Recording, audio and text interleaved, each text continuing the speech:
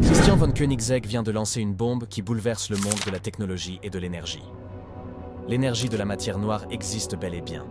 Et comme si cela n'était pas assez choquant, le PDG de Koenigsegg a également déclaré que son équipe avait déjà construit une voiture fonctionnelle alimentée par cette énergie.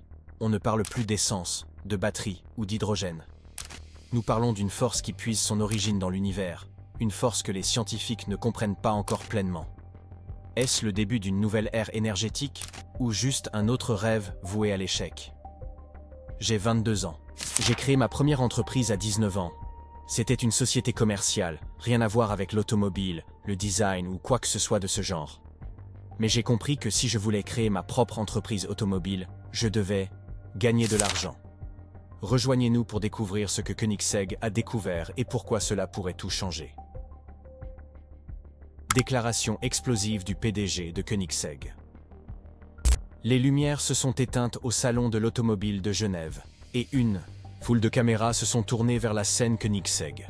Tout le monde savait que quelque chose d'important allait arriver. C'est le genre d'attente que Koenigsegg suscite. Ce n'était pas juste une énième machine magnifique, dotée d'une puissance démentielle ou de porte-papillons. Cette fois, il y avait quelque chose de différent dans l'air. Des rumeurs circulèrent depuis des mois dans le monde de la technologie. Brevets étranges, interviews insolites. Mais personne ne s'attendait à ce qui allait se passer. Au moment où Christian von Koenigsegg est monté sur scène, l'ambiance a changé. Ce n'est pas le genre de PDG qui aime être sous les projecteurs, mais quand il parle, tout le monde l'écoute. Il a bâti sa réputation en faisant ce que personne d'autre n'ose tenter. C'est lui qui a réinventé le moteur à combustion interne, joué avec les soupapes sans air et donné aux voitures de série les plus rapides une allure discrète. Alors, lorsqu'il était monté sur scène, le visage rayonnant, la nouvelle qu'il apportait a changé à jamais le monde de la technologie. Restez avec nous, on va vous l'expliquer.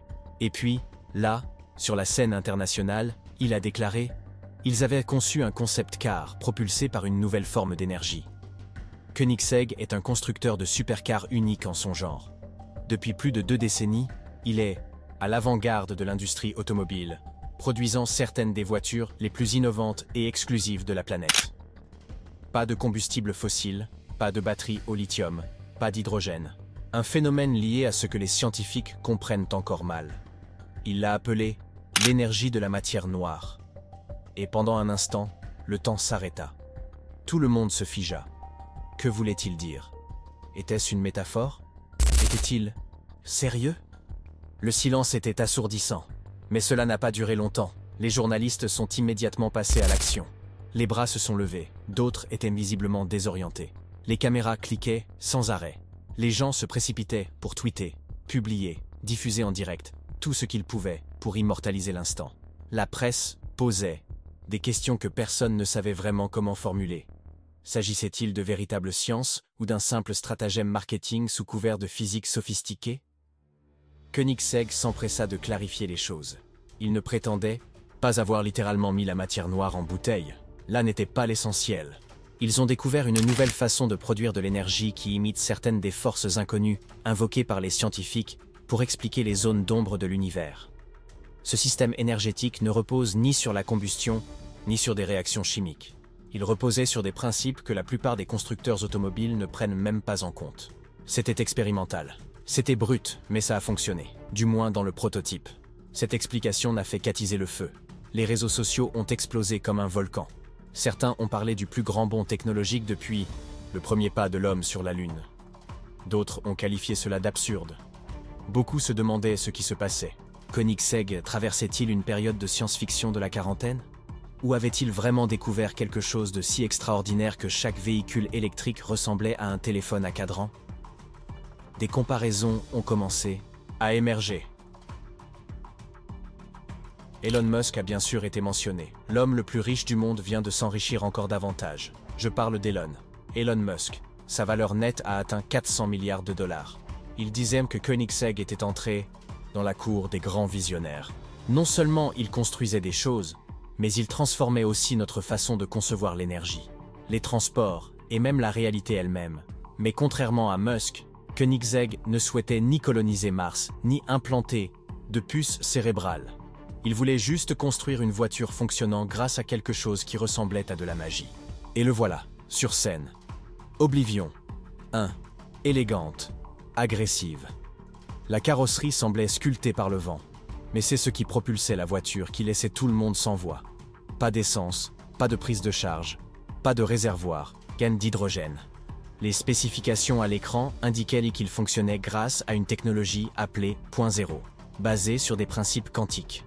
Ce n'était pas une batterie, ce n'était pas une pile à combustible, c'était quelque chose de différent. Quelque chose que personne dans le public ne pouvait définir précisément.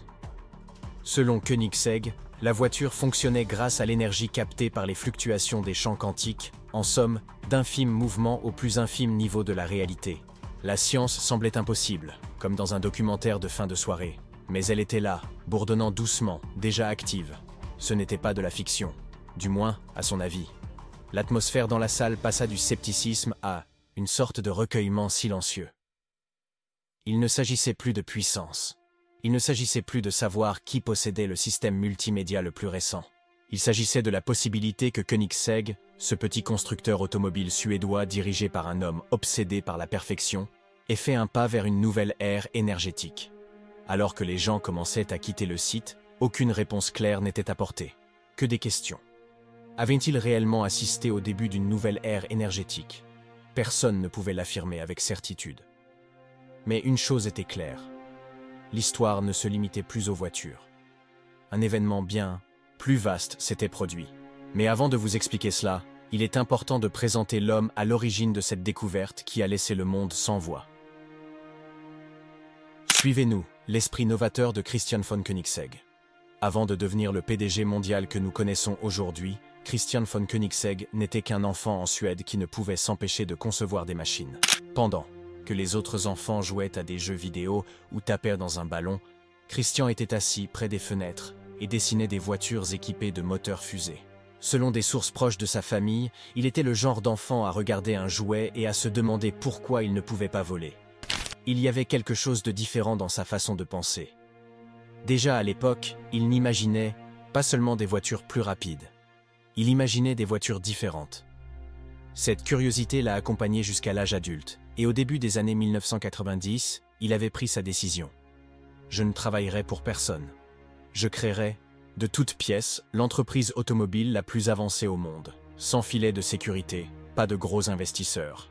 Juste une obsession, des croquis et une foi inébranlable. C'est ainsi qu'en 1994, dans une petite installation entourée d'arbres enneigés, Koenigsegg est né. Automobile.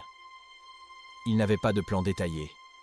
Il avait quelque chose de plus difficile à trouver. La patience et une sorte de soif de précision que peu de gens comprenaient. Il ne fallut pas longtemps pour que les gens le remarquent. Leurs voitures n'étaient pas seulement rapides. Elles battaient des records et réécrivaient les règles.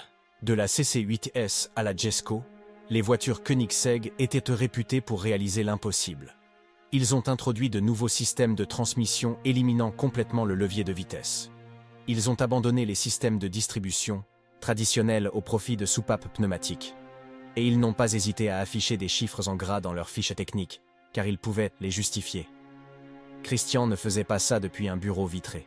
Il n'était pas ce genre de PDG. Il était toujours sur le terrain, les mains sur le métal, les manches retroussées, posant des questions que personne d'autre ne pensait à poser.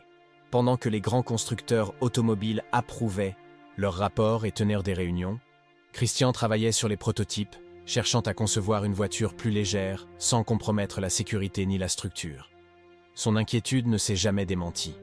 Il n'était pas intéressé par le marché.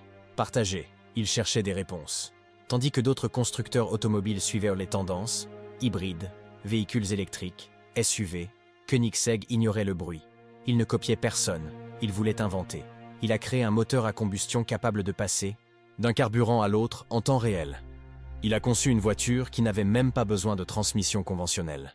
Alors que le monde s'emballait pour les véhicules électriques, il a ralenti, s'est demandé si c'était vraiment la seule solution et a commencé à explorer des idées que la plupart des ingénieurs n'oseraient pas aborder.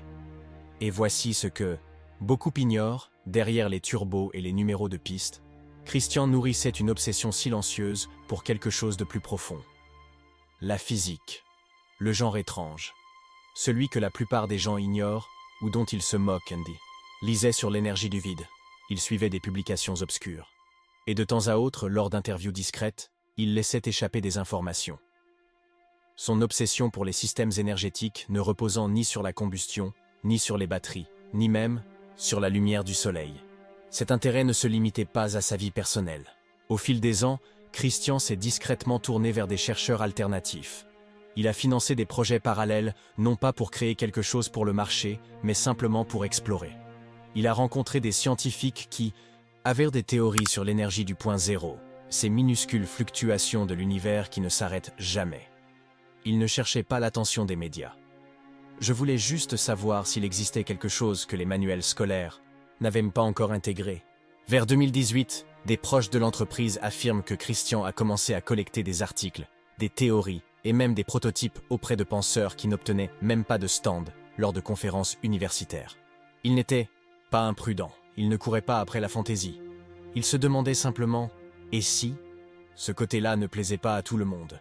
On le qualifiait d'excentrique, déconnecté de la réalité. Certains disaient qu'il s'éloignait trop du monde réel. Mais Christian s'en fichait. Il plaisantait même en disant qu'il préférait être traité de fou plutôt que d'ennuyeux. Et c'est la vérité. Il ne s'est jamais soucié d'être pris au sérieux. Il se souciait d'avoir raison, même s'il fallait des années pour que les autres le comprennent. Ainsi, lorsqu'il est monté sur scène à Genève pour annoncer la construction d'une voiture, propulsée par des principes dérivés de la matière noire, la plupart des gens ont été choqués. Mais ceux qui avaient suivi sa carrière, qui connaissaient en ses études nocturnes, ses partenariats insolites, son refus de suivre les règles du jeu de l'industrie, n'ont pas été surpris. Ce n'était pas un retournement de situation insensé. C'était le destin naturel de tout ce qu'il avait construit en silence. Et à mesure que ce nouveau chapitre de sa vie s'ouvre, nous commençons à mesurer la profondeur de ce mystère. Cette prochaine étape pourrait bien ne pas concerner les supercars. Peut-être s'agit-il de quelque chose de bien plus vaste, qui remet en question notre compréhension même de l'énergie. Mais pour comprendre où cela pourrait nous mener, il faut d'abord examiner ce qui propulse réellement cette mystérieuse voiture. Et comment ça marche. Ce que vous allez découvrir va vous époustoufler. Qu'est-ce que l'énergie de la matière noire exactement? Si vous regardez le ciel nocturne, toutes ces étoiles, ces galaxies et ces nuages brillants peuvent sembler être tout ce qu'il y a. Mais les scientifiques pensent que nous ne voyons qu'une infime fraction, moins de 20%, de ce que contient réellement l'univers. Le reste est constitué de quelque chose que nous ne pouvons ni voir ni toucher, ce qu'ils appellent la matière noire. Elle ne brille pas, ne se reflète pas et ne réagit en aucune façon à la lumière, mais elle est, bel et bien là, cachée à la vue de tous. Nous le savons, car les galaxies se déplacent d'une manière qui n'a de sens que si une masse invisible exerce une force sur elle. Ce poids invisible est ce qu'ils croient être de la matière noire. Ce qui rend la matière noire si étrange, c'est qu'elle ne se comporte pas comme tout ce que nous connaissons. On ne peut pas la mettre dans une bouteille. On ne peut pas l'éclairer avec un rayon lumineux. Elle n'absorbe ni ne libère d'énergie comme le fait la matière ordinaire. Elle se trouve simplement dans l'espace, poussant et tirant tout ce qui l'entoure, telle une structure invisible soutenant l'univers.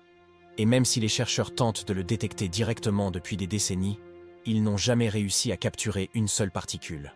C'est comme essayer d'attraper un fantôme avec un filet à papillons. Et puis il y a l'énergie sombre, qui est encore plus intrigante. Alors que la matière noire semble maintenir les galaxies ensemble, l'énergie noire fait exactement le contraire. Elle éloigne tout. C'est pourquoi l'univers s'étend de plus en plus vite au lieu de ralentir. En termes simples, la matière noire attire les choses vers l'intérieur, tandis que l'énergie noire les repousse vers l'extérieur. Ce sont comme des opposés cosmiques, tout aussi mystérieux. Nous ignorons leur origine, nous ignorons leur fonctionnement. Nous savons simplement qu'il existe quelque chose qui fait que l'univers se comporte d'une manière que notre physique ne peut pas encore expliquer complètement. Une autre idée circule depuis un certain temps, et elle pourrait bien nous permettre de comprendre précisément ce dont parlait Christian Koenigsegg. C'est ce qu'on appelle l'énergie du point zéro. Selon la physique quantique, même lorsqu'un vide semble totalement vide, une infime quantité d'énergie y flotte encore. C'est comme si l'univers ne s'arrêtait jamais complètement. Il y a toujours un bourdonnement en arrière-plan. Ce bourdonnement est ce que les scientifiques appellent l'énergie du point zéro. Ce n'est pas de la science-fiction, c'est un concept réel issu du monde étrange de la mécanique quantique. Alors, quand Christian von Lorsk Koenigsegg a fait Son annonce, certains physiciens n'ont pas pensé qu'il parlait de véritables particules de matière noire alimentant un moteur.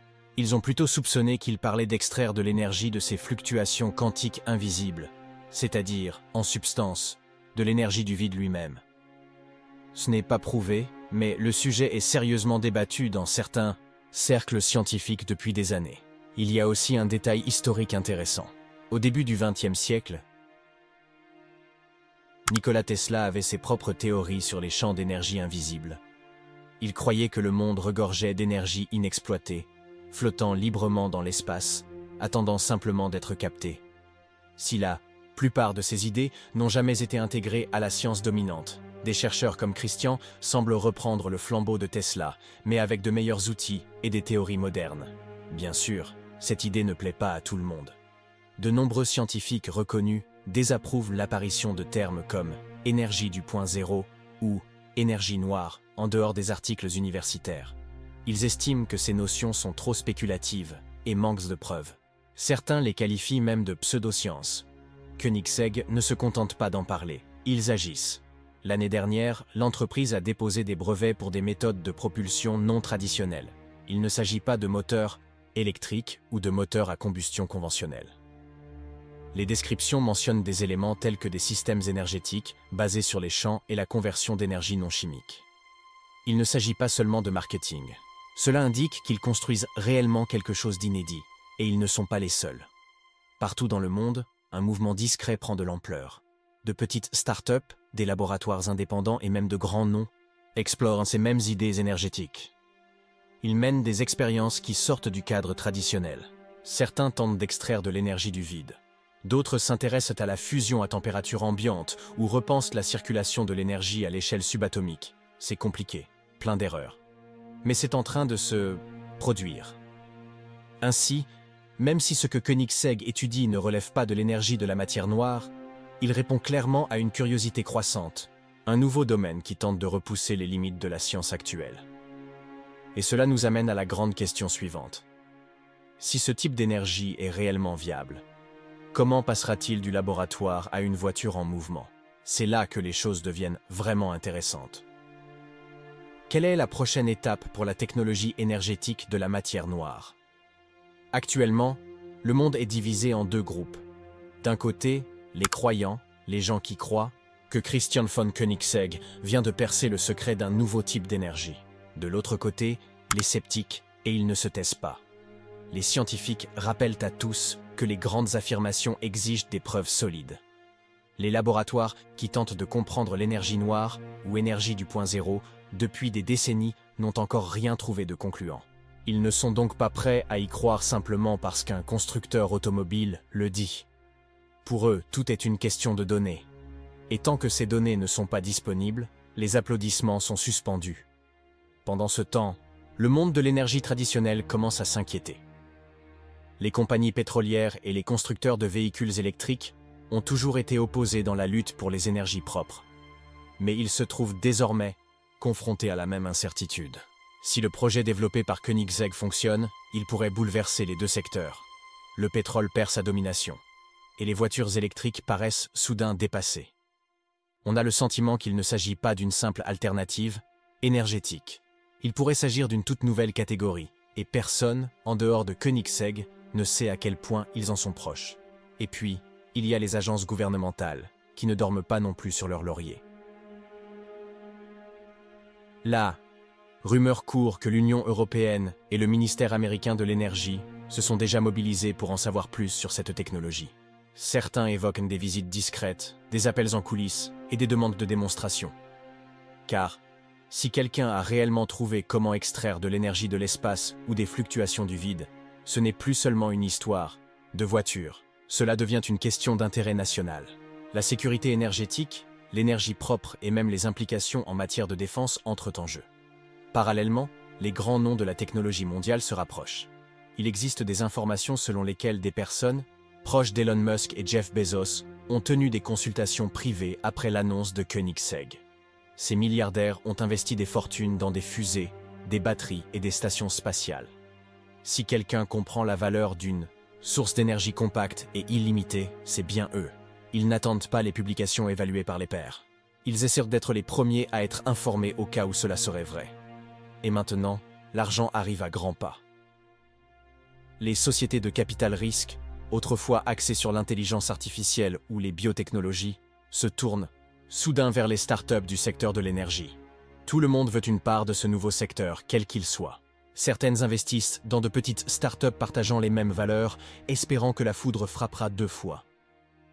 D'autres tentent discrètement de s'allier à Koenigsegg. La course est lancée et personne ne veut être laissé pour compte, et ça ne s'arrête pas là. À l'extérieur, le public réagit également. On observe un enthousiasme prudent. Après des années d'alerte sur le changement climatique, de hausse des prix du carburant et de coupures de courant à répétition, les gens sont avides de quelque chose qui change la donne. Quelque chose d'audacieux et de futuriste, mais aussi porteur d'un réel espoir. L'annonce de Christian a touché une corde sensible.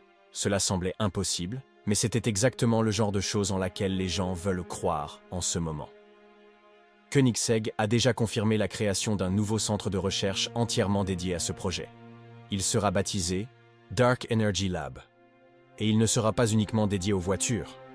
Ils réunissent des experts de domaines variés, physique, sciences des matériaux, logiciels, propulsion. Quel que soit leur projet, il est suffisamment ambitieux pour transformer toute la structure de l'entreprise. Mais malgré tout ce tapage, aucune date de sortie n'a encore été fixée. Aucun prototype n'a été présenté au public. Aucun essai routier n'a été réalisé. Pas de conférence de presse. Pas de planning de production. Christian lui-même a demandé de la patience. Il a déclaré qu'il ne s'agissait plus seulement de supercars. Il s'agissait de ce qui pourrait alimenter des maisons, des avions, et peut-être même des missions vers Mars.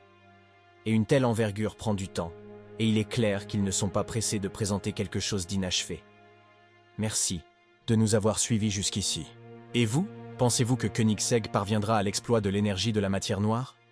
Partagez votre avis dans les commentaires. Si vous avez aimé la vidéo, aimez, partagez et abonnez-vous à la chaîne. Oh, et cliquez sur la vidéo suivante, vous allez l'adorer.